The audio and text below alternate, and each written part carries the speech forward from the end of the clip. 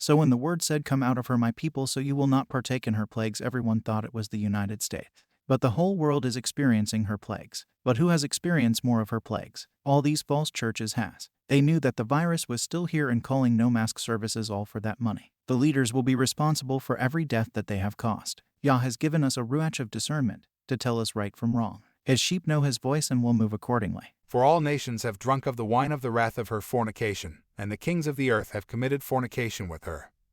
And the merchants of the earth are waxed rich through the abundance of her delicacies. And I heard another voice from heaven, saying, Come out of her, my people, that ye be not partakers of her sins, and that ye receive not of her plagues. For her sins have reached unto heaven, and Elohim has remembered her iniquities. Reward her even as she rewarded you, and double unto her double according to her works. In the cup which she has filled, fill to her double. How much she has glorified herself, and lived deliciously, so much torment and sorrow give her.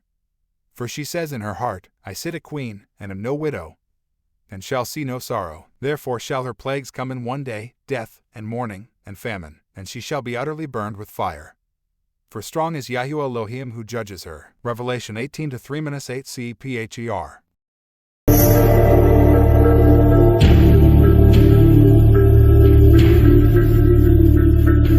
When was a Roman Catholic Church made?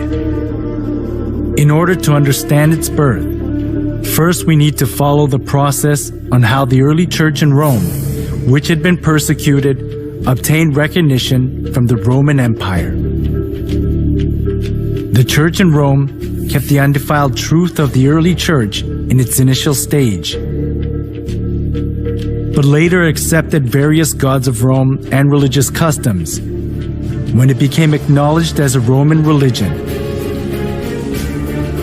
And this gave birth to the Roman Catholic Church that has the characteristics of Roman polytheism. The Apostle Paul preached the gospel of Christ to Palestine, Asia Minor, Greece, and finally in Rome.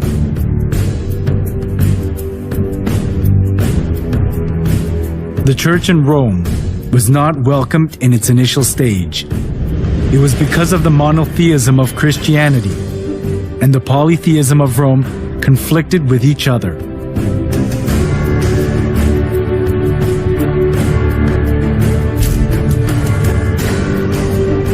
The Romans believed that everything, humans, places, and goods, was inhabited by divinity.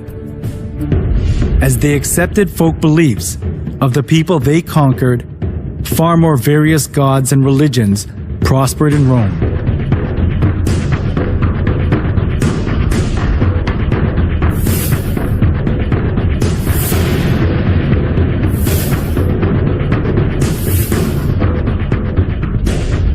Christian monotheism that appeared in this age went counter to the polytheistic concept of Rome, especially as the Roman emperors approved all the religions of the people they conquered in order to rule over them and to achieve their political purposes. This came into conflict with Christianity, so the Roman emperors persecuted the Christians. The early church was oppressed by many emperors, but there was a turning point during the reign of Emperor Constantine in the 3rd century.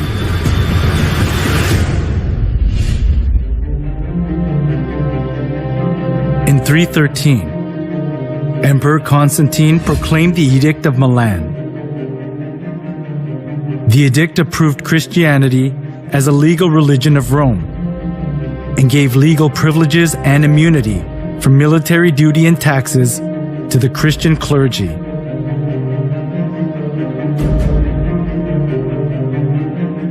There was the political goal of Constantine underlying such kinds of preferential treatment.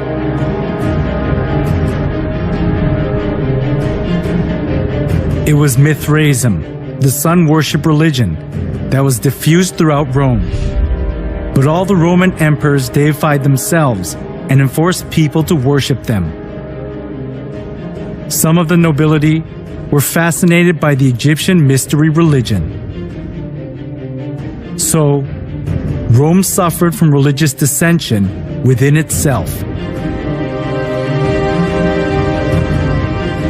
At this, Constantine tried to make the best use of Christianity that had spread throughout the whole region of Rome, despite all sorts of persecution. This was because he thought that Christianity could solidify his empire. By approving Christianity as the national religion of Rome, Constantine tried to seek the unity of the Roman Empire under one religion.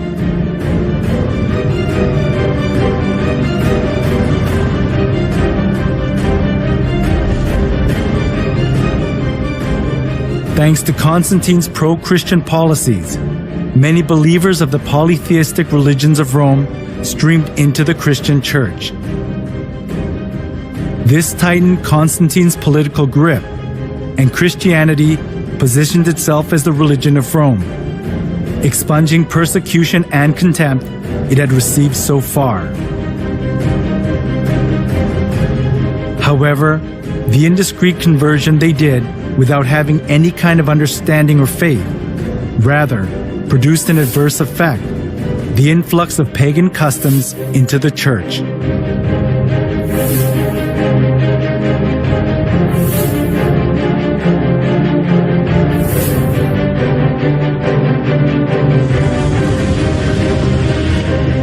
Those who were tainted with polytheism of Rome looked as if they had converted, but in actuality it wasn't easy for them to get rid of the religious rites and institutions of worshiping the sun, the moon, and the stars, and various gods and goddesses, which they had worshipped since their forefathers.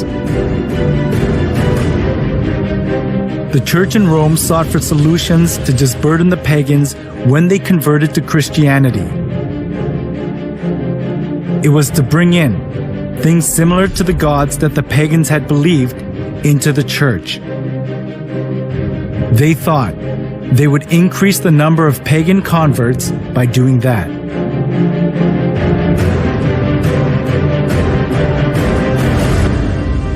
For the Christian bishops introduced, with but slight alterations into the Christian worship, those rites and institutions by which formerly the Greeks and Romans and others had manifested their piety and reverence towards their imaginary deities, supposing that the people would more readily embrace Christianity if they perceived the rites handed down to them from their fathers still existing unchanged among the Christians.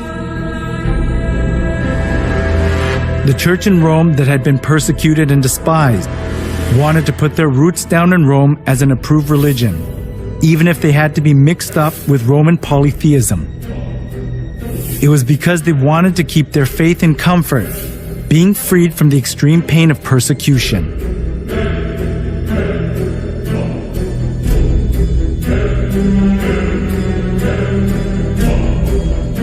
To attract more pagans, the church in Rome tried to Christianize various kinds of pagan gods to suit the Bible. One of the most representative things among them was accepting pagan customs of the sun god worship tradition. The church in Rome identified Jesus with the sun god.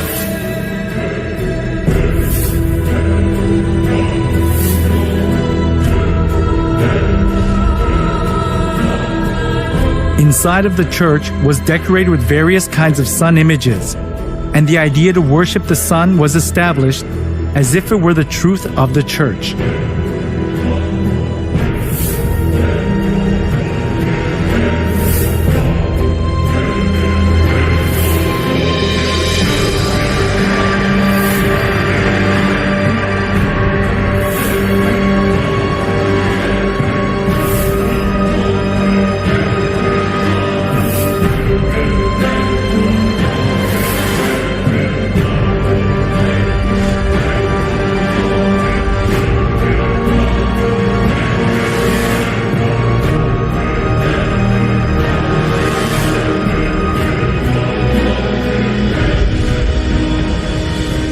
All judges, city people, and craftsmen shall rest on the venerable day of the sun. Constantine's edict in 321 played an important role in making the sun god worship faith to put its roots down in the church. Constantine continued to identify the sun with the Christian God in some way. When in 321, Constantine made the first day of the week a holiday, he called it the Venerable Day of the Sun, Sunday. The Christian Church took over many pagan ideas and images. From sun worship, for example, came the celebration of Christ's birth on the 25th of December, the birthday of the sun. As the sun god worship mingled in with Christianity, the church in Rome was deprived of its purity of the early church and changed its appearance to the Roman Catholic Church.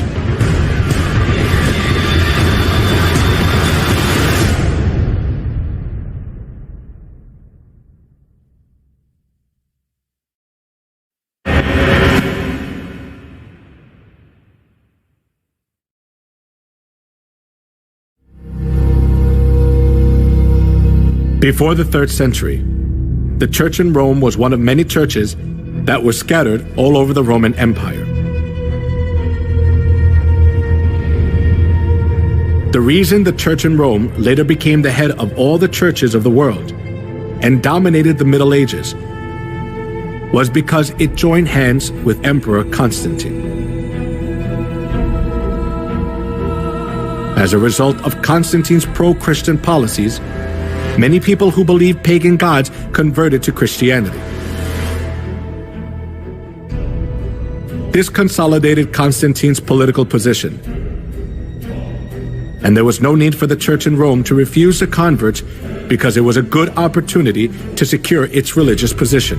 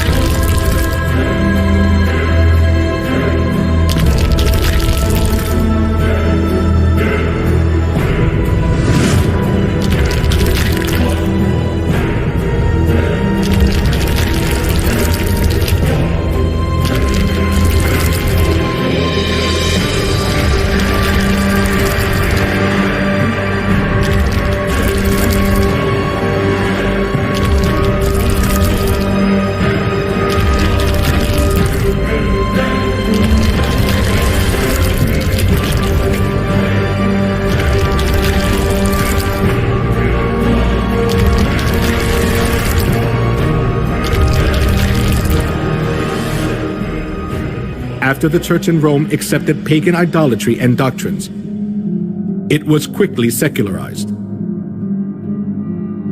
During the Middle Ages, it was even hard to tell the difference between the church and the secular world.